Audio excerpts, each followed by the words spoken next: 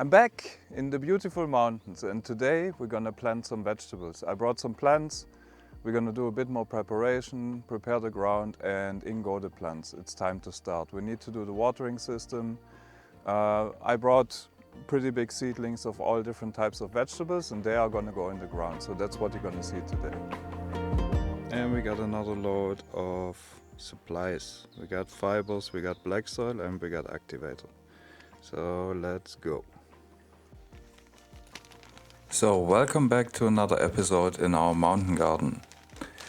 This day we started with some black soil in an area that I already turned the other day and added the activator into the soil. So we used the Sonnenerde black soil as like a top cover, maybe 1 or 2 centimeters of it. It's loaded with nutrients, it will mix over time with the mother soil and it will make the ground just extremely fertile, and that for a long time. I mean, if you use the black soil and you use the activator, after a few years of use, you don't even need fertilizer anymore. The ground will just be fertile. And if you want to look into that and maybe learn a bit more about Terra Preta, because that's basically what black soil is, you can read about Terra Preta, how it formed in the Amazon rainforest and what the benefits are. And this, in my opinion, is the best way of gardening because you prepare for the future, you don't need liquid fertilizers, and it's a completely sustainable system. Here I'm planting the pepper seedlings. As you can see, they really need to go into the ground. They're pretty root bound. They've been in those little pots for a long time. I put them in the ground and, as always, after 1 to 2 weeks they really catch up, they start taking in the nutrients and they start to grow strong. This patch we did all peppers, in the front we have a tomato and surrounding the whole thing is some carrots, so this was one patch. Here I'm adding the biofibers from Sonnenerde. You need to mulch your soil if you want the topsoil not to dry out and you get like cracks and it's dried out, and the microbiology will die if your soil dries out. So retaining as much moisture as we can in the soil is really important to give the plants a good environment, give the soil a good environment for the roots basically. And that's why we're mulching each patch with the plants. We're mulching it with fibers and make sure that they don't dry out from the top. At the same time, the biofibers feed some nitrogen into the soil, which is great because we water from the top, and it's helping to keep the chain active and keep the microbial life active.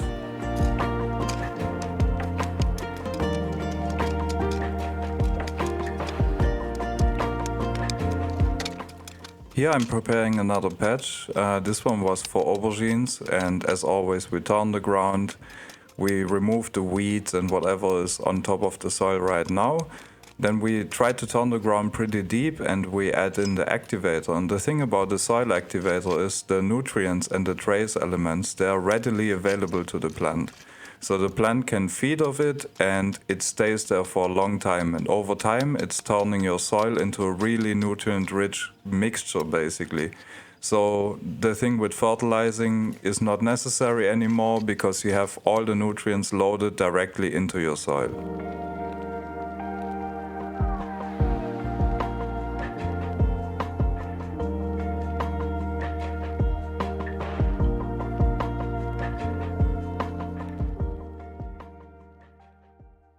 One of the best workouts in my opinion is just turning the garden ground. It's great. You're in the fresh air, you're doing cardio, what more do you want? This is a great workout. Here I'm straightening out the soil.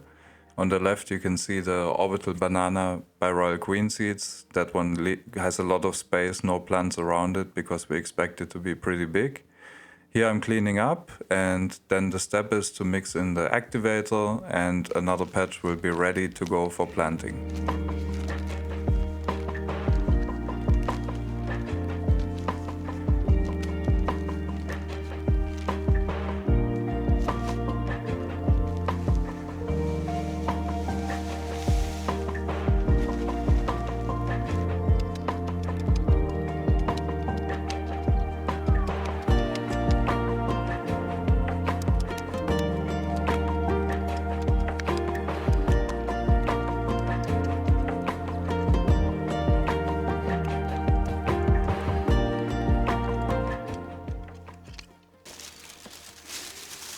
Aubergines. These are going in next.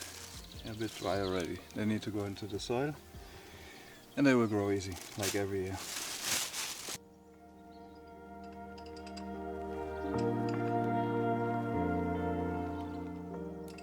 And the aubergines are going into the ground. These ones, they recover pretty quick from being like yellow seedlings and looking super sad.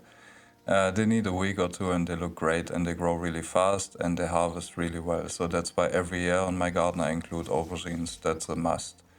I don't plant them too tight on this space because generally we try to plant everything pretty tight so we save water and we use all the room that we have.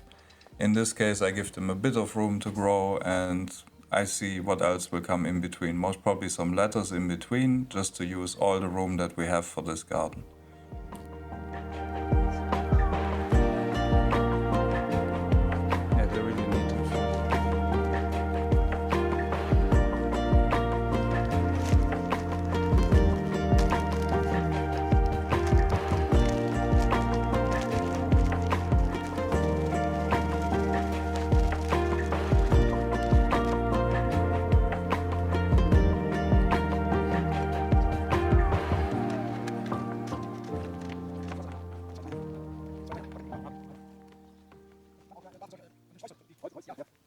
And as we finished up this plot of aubergines and this square or this space for the plants, we move on to the next one. And this is how we continue. And now you can see in the grand picture that slowly everything is coming together.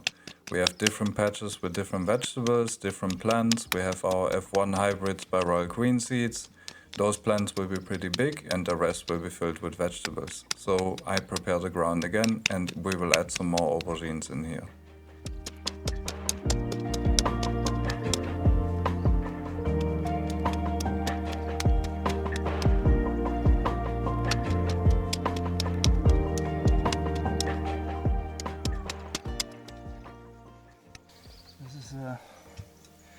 Root ball from from 4 years ago. From our grow you can see perlite clay peppers. There was a plant here for sure.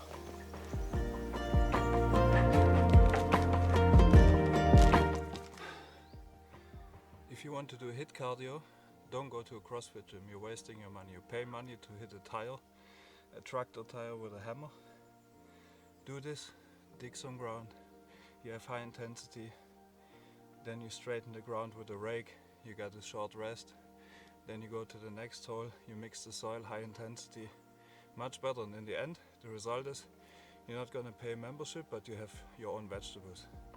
Perfect.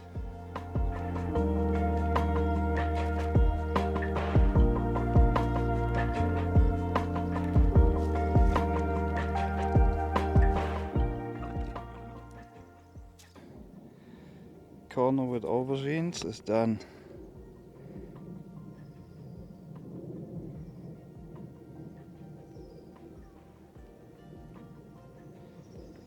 You have time to grow now. And you see the tomatoes from last time, they looked horrible and now they look pretty nice.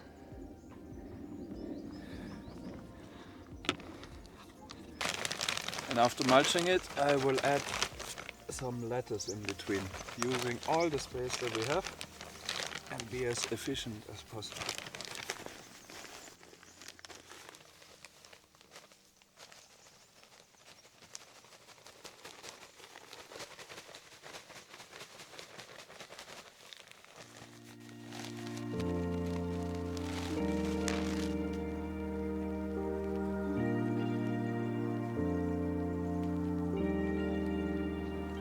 And now we're gonna add some lettuce in between.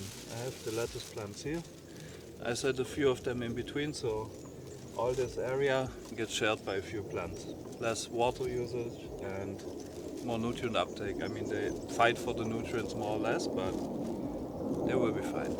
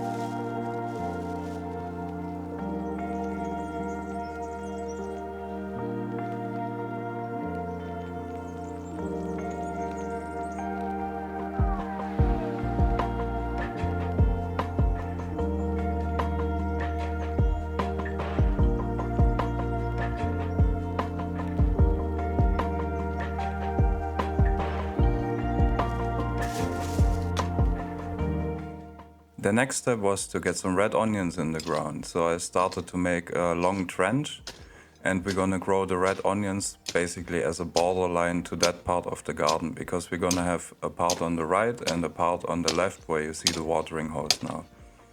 Then I prepared the ground as always and got some red onions into the ground. Slowly everything is connecting. Slowly you can see how all the patches are connected, the soil is connected, and all the activator in the soil can walk together.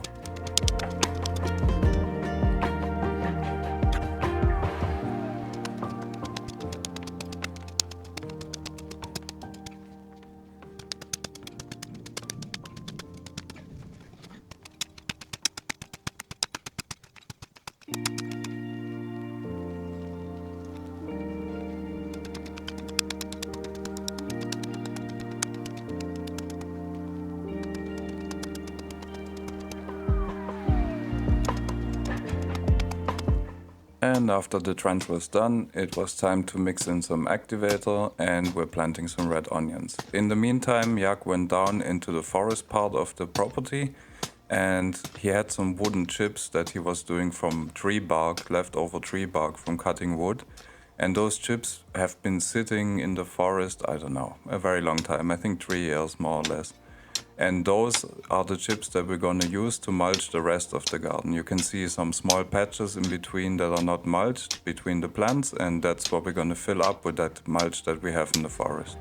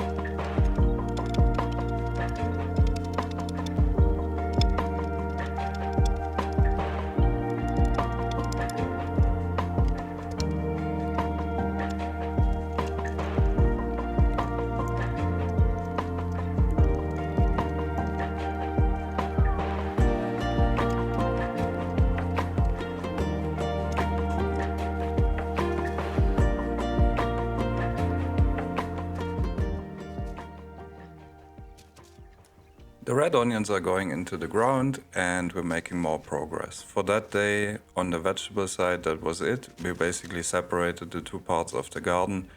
In the middle we will create a path, and around the path we will have onions and garlic, I guess. I mean, we're pretty freestyle when it comes to what we're planting. We just choose what we like and try to fill the spot as good as possible. And then after that we went on to mulching, and as I will show you now, the mulch was really nice because it was loaded with mycelium completely. It basically took in everything that was on the forest floor over the years, and so it will be great mulch and will help a lot with the microbial life. And here you can see the material, and you can see it's completely full of mycelium. It has the white spots everywhere, and considering how dry it is, you can imagine how it is further below. Full of mycelium, great for mulching the garden in between the paths, and we have a lot of it. There are some pine needles mixed into that, and I hear a lot of times people say don't use pine needle because of the acidity. I've been using pine needles for years as a mulch, and I never had any problems with them. And this is what we're going to use to fill up between the spots where we have areas that are not mulched, just to protect the soil from drying out. And with that amount of mycelium, we're also going to increase the microbial life of the soil.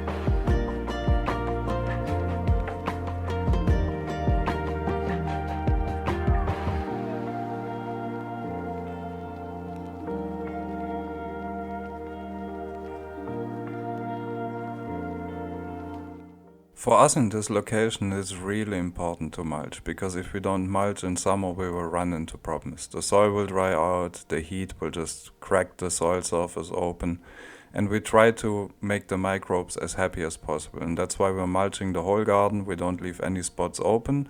It makes it easier to walk in the garden as well. If you water, you can walk over it without getting all the mud on your shoes. And at the same time, we keep the microbial life active. We protect the soil and we keep the moisture inside of the soil where it should be.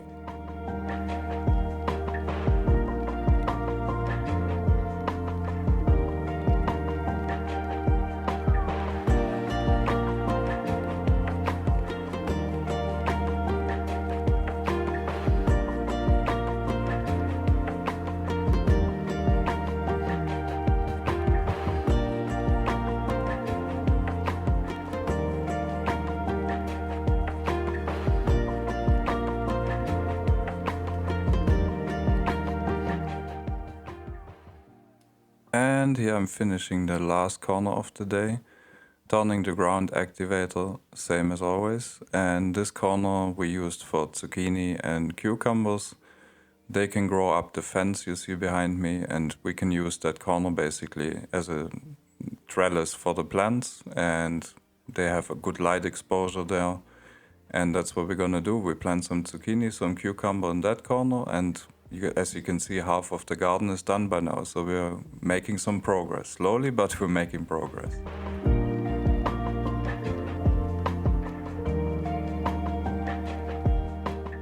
Here we have our orbital banana F1 hybrid by Royal Queen Seeds.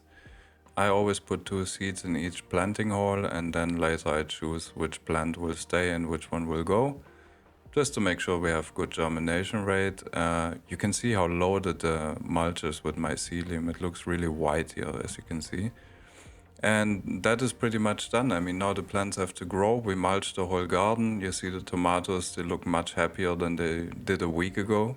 So every episode you will see some increasement in size. Obviously, the plants will be more happy and the garden will look more full and more lush, I guess. And that is pretty much it. We mulched the ground, everything is prepared, we watered everything in, and things are ready to grow.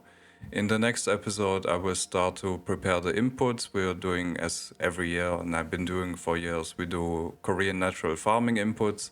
I will show you how to make indigenous microorganisms, how to collect them in the forest. We're gonna cook rice, we're gonna place it in a box and collect the microbes from the forest and bring them into the garden, really to help the plant, really to keep the web of the food and the soil connected and try to get the maximum out of the garden. Here at the front you can see the Astro Lemonade F1, also one of the new F1 hybrids from Royal Queen Seeds. I did this one indoor already and was really impressed with this strain, so I'm excited to see what this one will do outside and how she turns out. And like I said, in the next episode we go into Korean natural farming. I hope to see you again. I hope you had enough attention span to stay the whole video. It helps the views, it helps the video, and it helps making these videos. So if you're not subscribed yet, I really appreciate if you subscribe, and if you leave a like, I really appreciate all the support. I want to show you the whole progress of an outdoor grow, and if the feedback is good, I can continue making these videos. So I'm gonna see you in the next one.